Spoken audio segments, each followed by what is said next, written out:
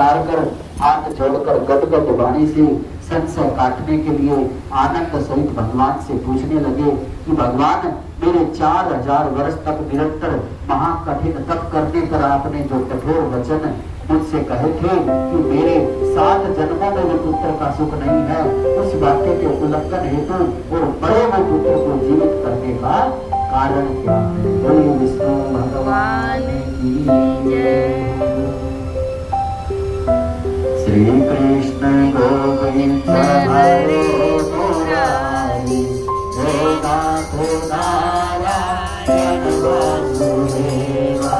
श्री कृष्ण गोविंद हरे मुरारी, हे नाथ नारायण वासुदेवा।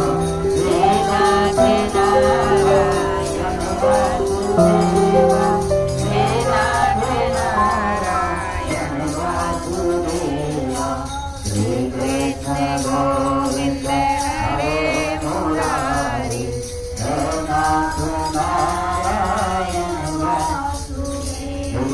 पुतुमात स्वामी सखा हमारे, पुतुमात स्वामी सखा हमारे, हे नाथ नारायण वासुदेवा। श्री कृष्ण गोविंद हे नाथ नारायण वासुदेवा। श्री कृष्ण गोविंद हरे मुरारी, हे नाथ नारायण वासुदेवा। बोलिए बांके बिहारी लाल की जय। श्रीमद् भागवत पुराण की जय। श्रीमद् भागवत 20वां अध्याय। प्रचेताओं को श्री विष्णु भगवान का वरदान देना। विदुर जी ने पूछा कि ब्रह्मन, आपने राजा के जो प्राचीन बहिर के जिन पुत्रों का वर्णन किया था, उन्होंने रुद्र गीत के द्वारा श्री हरि की स्तुति करके क्या सिद्धि प्राप्त की और बाह्य सतप्य मोक्ष आदिपति श्री नारायण के अत्यंत प्रिय भगवान शंकर का अकस्मात सानिध्य प्राप्त करके प्रचेताओं ने जो मुक्ति को प्राप्त किया, इससे पहले इस लोक में अथवा परलोक में भी उन्होंने क्या पाया, वह बतलाने की कृपा कीजिए। श्री मैत्री जी ने कहा कि विदुर जी, पिता के आज्ञाकारी प्रचेताओं ने समुद्र के अंदर खड़े रहकर रुद्र गीत के जप रूपी यज्ञ और तपस्या के द्वारा समस्त शरीरों के उत्पादक भगवान श्री हरि को प्रसन्न कर दिया।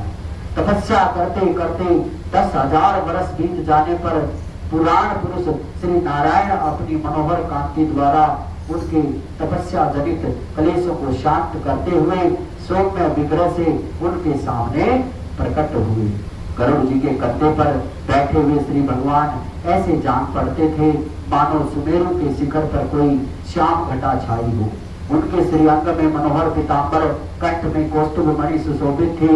अपनी दिव्य प्रभा से वे सब दिशाओं का अंधकार दूर कर रहे थे। चमकीले सुवर्ण में आभूषणों से युक्त उनके कमनीय कपोल और मनोहर मुखमंडल की अपूर्व शोभा हो रही थी। उनके मस्तक पर झिल मिलता हुआ मुकुट शोभायमान था। प्रभु की 8 भुजाओं में 8 आयुध थे। देवता मुनि पार्षद गण सेवा में उपस्थित थे। गरुड़ जी किन्नरों की भांति साम्य पंखों की ध्वनि से कीर्ति गान हो रहे थे।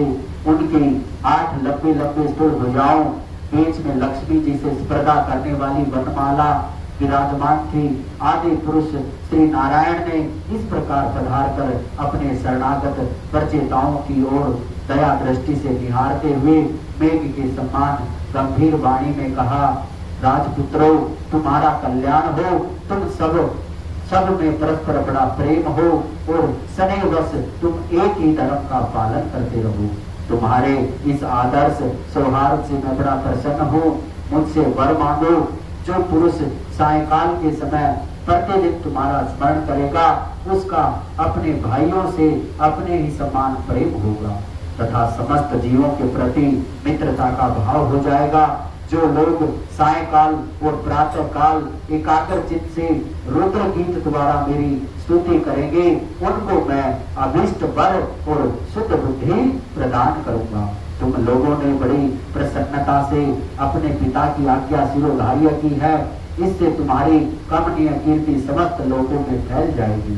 तुम्हारे एक बड़ा ही विख्यात पुत्र होगा, वह गुणों में किसी भी प्रकार ब्रह्मा जी से कम नहीं होगा तथा अपनी संतान से तीनों लोगों को पूर्ण कर देगा।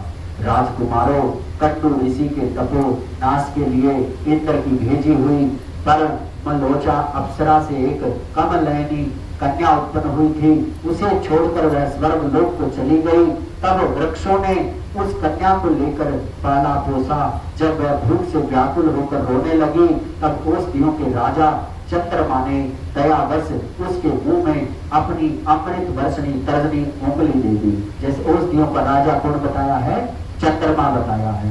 जैसे शरद पूर्णिमा पे होती है ना, चंद्रमा की किरणों से अमृत बरसता है, इसलिए वो खीर में जो चंद्रमा की प्रतिबिंब दिखाया जाता है। बाहर रखकर उसमें चंद्रमा की प्रतिबिंब जरूर दिखानी चाहिए। ऐसे नहीं भाई हमने भोग खीर बना लिया और हमने भोग लगा लिया और खा लिया, क्योंकि विशेष जो है मानता वो उस दिन चंद्रमा की होती है। और खाली चंद्रमा में के सामने खीर नहीं रखनी चाहिए, खीर के अंदर घी डालना चाहिए, क्योंकि जब तक उस चंद्रमा की परछाई उसके ऊपर नहीं दिखेगी ना, इतना उसका वैसे तो भगवान जानता है, लेकिन क्योंकि परछाई देखनी उसके अंदर जरूरी होती है, तो इसलिए जो है ये बताया है ओसदियों का राजा चंद्रमा है। चंद्रमा से दया बस उसके मुंह में अपनी अमृत वर्षणी तर्जनी उंगली दे दी।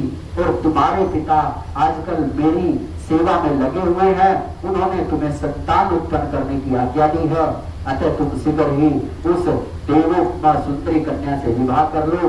तुम सब एक ही धर्म में तत्पर हो, तुम्हारा स्वभाव भी एक सा है, इसलिए तुम्हारे ही समान धर्म और स्वभाव वाली वह सुंदरी कन्या तुम सभी की पत्नी होगी। तुम सभी में उसका समान अनुराग होगा। तुम लोग मेरी कृपा से 10 लाख दिव्य वर्षों तक पूर्ण बलवान रहकर अनेकों प्रकार के पार्थिव और दिव्य भोगोगे। अंत में मेरी अविचल भक्ति से हृदय का समस्त वासना रूप मल तप्त हो जाने पर तुम इस लोक तथा परलोक के नरक तुल्य भोगों से उपरत होकर मेरे परम धाम को जाओगे। जिन लोगों के कर्म भगवत दर्पण बुद्धि से होते हैं और जिनका सारा समय मेरी कथा वार्ताओं में ही बीतता है, वे गृहस्थ आश्रम में रहे तो भी घर उनके बंधन का कारण नहीं होते हैं। वे नित्य प्रति मेरी लीलाएं सुनते रहते हैं, इसलिए ब्रह्मवादी वक्ताओं के द्वारा मैं ज्ञान स्वरूप प्रब्रह्म उनके हृदय में नित्य नया नया सा भासता रहता हूँ। और मुझे प्राप्त कर लेने पर जीवों को न मोह हो सकता है, न शोक न हर्ष ही। श्री मैत्री जी कहते हैं भगवान के दर्शनों से प्रचेताओं का रजोगुण तमोगुण बल नष्ट हो गया तथा जब उनसे सकल पुरुषार्थों के आश्रय और सबके परम सुहृद श्री हरि ने इस प्रकार कहा, तब वे हाथ जोड़कर गदगद वाणी से कहने लगे, बोल बाके बिहारी लाल की जय। ओम नमो भगवते वासुदेवाय, ओम नमो भगवते वासुदेवाय, वासुदेवाय देवाय, वासुदेवाय कृष्ण देवाय। ओम नमो भगवते वासुदेवाय। कभी प्यारी है सूरत मेरे श्याम की, कभी प्यारी है सूरत मेरे श्याम की, राधा रखती है माला तेरे नाम की, राधा रखती है माला तेरे नाम की। कमल नैनों का नाम धरा है, कमल नैनों का नाम धरा है, उसने मन सखियों का लुभाया है, उसने मन सखियों का लुभाया है। ओम नमो भगवते वासुदेवाय, वासुदेवाय हरिदेवाय।